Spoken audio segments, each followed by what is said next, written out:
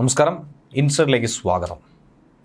അഴിമതിക്കെതിരെ ചൂലെടുത്തുകൊണ്ട് തുടങ്ങിയ തുടക്കം, അഴിമതി വീരൻ എന്ന പേര് കേട്ട് ഒരു പതിറ്റാണ്ടിന് പുറം നാണം കെട്ട് തല താഴ്ത്തി പരാജയ രുചിയറിഞ്ഞ് പോകുന്ന മടക്കം.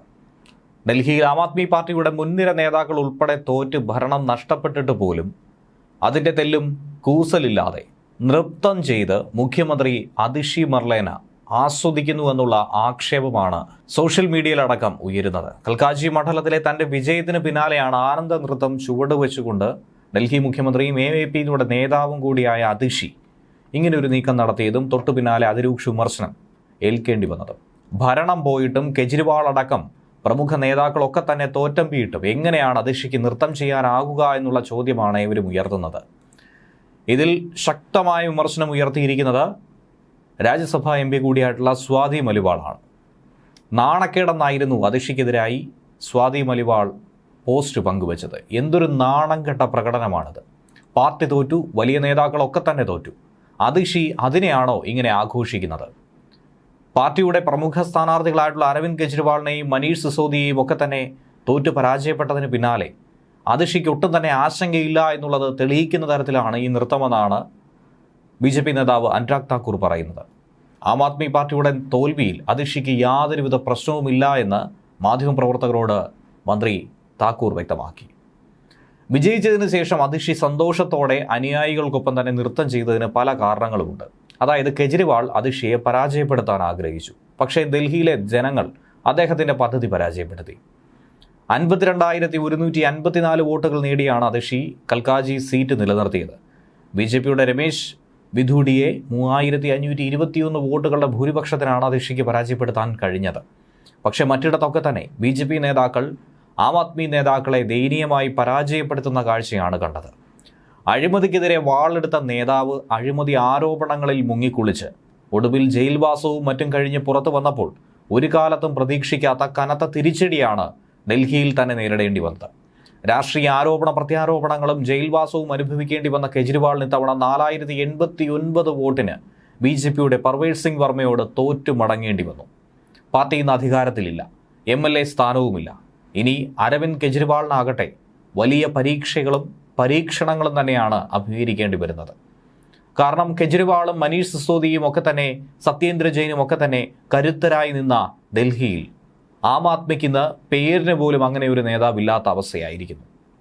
വലിയ ആഘാതം നേരിടേണ്ടി വന്ന പാർട്ടിക്ക് ആശ്വാസമായി മാറിയത് അതിഷിയുടെ ഈ ജയം മാത്രമാണ്. എന്നാൽ തൊട്ടു പിന്നാലെ അതിഷി കനത്ത പരാജയം നേരിട്ടതിന് പിറകെ ഡൽഹി മുഖ്യമന്ത്രി സ്ഥാനം രാജിവെക്കുന്നു എന്നുള്ള പ്രഖ്യാപനം നടത്തി രാജി സമർപ്പിച്ച് Atishi Delhi lieutenant governor VK സക്സേനയെ നേരിട്ട് കണ്ടു.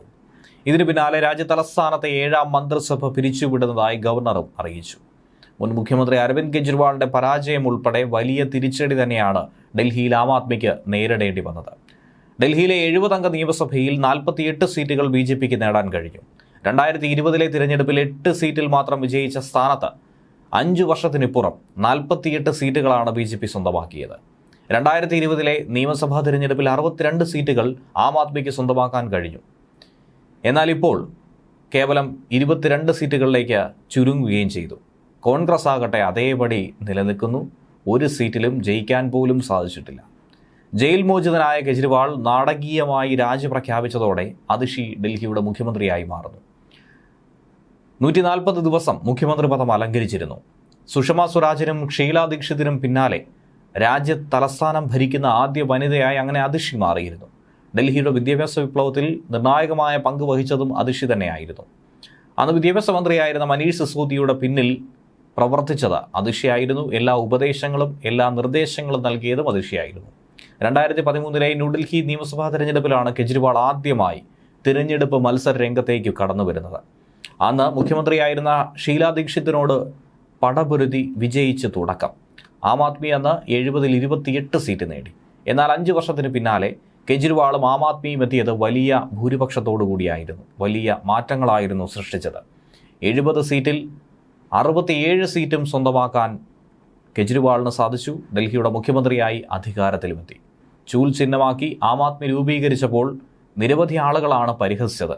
പക്ഷേ അവരെയൊക്കെ അമ്പരപ്പിച്ചുകൊണ്ട് വായടപ്പിച്ചുകൊണ്ട് കെജ്രിവാൾ മുന്നോട്ട് വന്നു. ഒട്ടനവധി പദ്ധതികൾ. അതിൽ എടുത്തു പറയേണ്ടത് സ്ത്രീകൾക്ക് സൗജന്യ ബസ് യാത്ര, 200 യൂണിറ്റ് വരെ വൈദ്യുതിയും 1 മാസം 20,000 ലിറ്റർ വരെ വെള്ളവും സൗജന്യം. സർക്കാർ സ്കൂളുകളിൽ പുതിയ ക്ലാസ് മുറികൾ ആരംഭിച്ചു. ജനപ്രിയമായ ഒട്ടനവധി പദ്ധതികൾ, ഒരുപാട് ഫ്രീബീസ്. ആദ്യ തവണ വോട്ട് തേടി ഇറങ്ങിയതും ഇതൊക്കെ തന്നെ ചൂണ്ടിക്കാട്ടിയായിരുന്നു. 5 വർഷത്തെ നേട്ടം പറഞ്ഞ് തൊട്ടടുത്ത വർഷം തിരഞ്ഞെടുപ്പിൽ വലിയ നേട്ടത്തോടുകൂടി വിജയിക്കാനായി സാധിച്ചു. പക്ഷേ 3-ാം പക്കം കണക്കുകൂട്ടുകളൊക്കെ തന്നെ അമ്പേ പാളി എന്ന് പറയുന്നതാണ് ശരി. ന്യൂസ് ഡെസ്ക് മലയാളി വാർത്ത ഇൻസൈഡ്.